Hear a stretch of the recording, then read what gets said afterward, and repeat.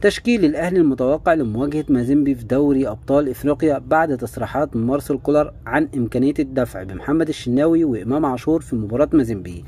يكون عندك إمام عاشور ومحمد الشناوي حتى لو مش بشكل أساسي ويكونوا موجودين على الدكة في مباراة كبيرة زي مباراة مازيمبي، فدي حاجة تصنع الفرق للأهلي، إن يكون عندك دكة قوية. لو لا قدر الله حصل حاجة لمصطفى شوبير، عندك حارس مصر الأول محمد الشناوي، يكون عندك أحسن لاعب في مصر على الدكة حتى لو مش هيلعب أساسي واحتاجته في المباراة في الشوط الثاني. دي إضافة قوية جدا لما يكون دكة عندك فيها إن شاء الله ممكن رضا سليم مع إمام عاشور مع أكرم توفيق مع محمود كهربا وممكن السولية، فهتلاقي الدكة فيها إضافات وفيها ممكن ديانج كمان. تلاقي الدكة تصنع الفرق اللي أنت هتحتاجه من اللعيبة دي، هتنزل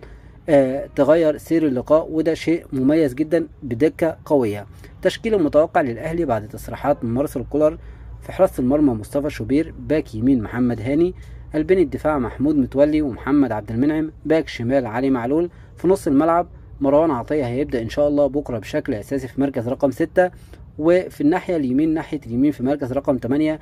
محمد مجدي قفشة، وده كولر مصمم ومقتنع إن قفشة إن شاء الله هيبدأ بكرة. وممكن نشوف إمام عاشور، ولو ما شفناش إمام عاشور في مركز رقم 8 ناحية الشمال هيكون المفاجأة بالنسبة للجمهور هو كريم ندفد.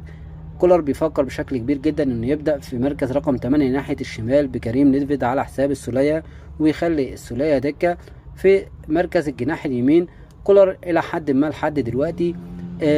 مثبت بيرسي تاو، او هيبدأ ببيرسي تاو على حساب رضا سليم، وان كنت انا بفضل رضا سليم، وده للسرعات البدنية والقوة البدنية عند فريق مازيمبي، فانت محتاج رضا سليم يرتد بشكل سريع جدا، ورضا يقدر يجاري اللعب ده عكس بيرسي تاو. لكن كولر هيبدأ بكرة ببيرسي تاو في مركز الجناح اليمين. راس الحربة لا غنى عن وسام ابو علي، خلاص كولر عرف ان ده راس حربة اساسي النادي الاهلي، ده اللي هيبدأ بشكل اساسي مدام سليم وجاهز هيبدأ ان شاء الله. في مركز الجناح الشمال مفيش غنى عن احمد عبد القادر، ده مفتاح لعب كولر في المباراة بكرة، ده كولر بنى عليه الخطة كلها. زي ما قلنا محمد مجدي قفشة هيبدأ بكرة اساسي في تشكيل كولر، لان كولر محتاج يصنع لعب، وقفشة هيلعب ثالث في نص الملعب، لكن دايما قفشة والكرة في رجله بيقدر يخلق فرص لزمايله، بيقدر يخلي المهاجم يروح هو والمرمى، بيقدر يخلي الجناح يروح هو والمرمى، فالكرة في رجل قفشة بتخلق فرص كتير جدا، بتكون نسبة ان انت تخلق فرص بتكون عالية جدا، علشان كده هيبدأ بقفشة. وزي ما قلنا لو ما بدأش بإمام عاشور بعد إصابة أحمد نبيل كوكا أو غياب أحمد نبيل كوكا، لو ما بدأش بإمام عاشور في مركز رقم 8 ناحية الشمال هيكون كريم ندفد على حساب السولية، وده لان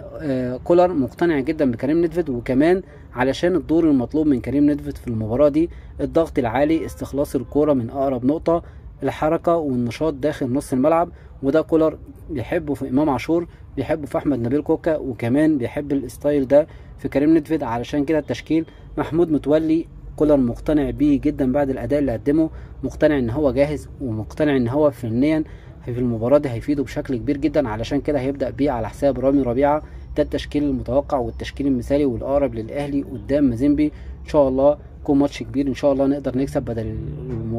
الهدف هدفين وثلاثة، وإن شاء الله نصنع الفارق.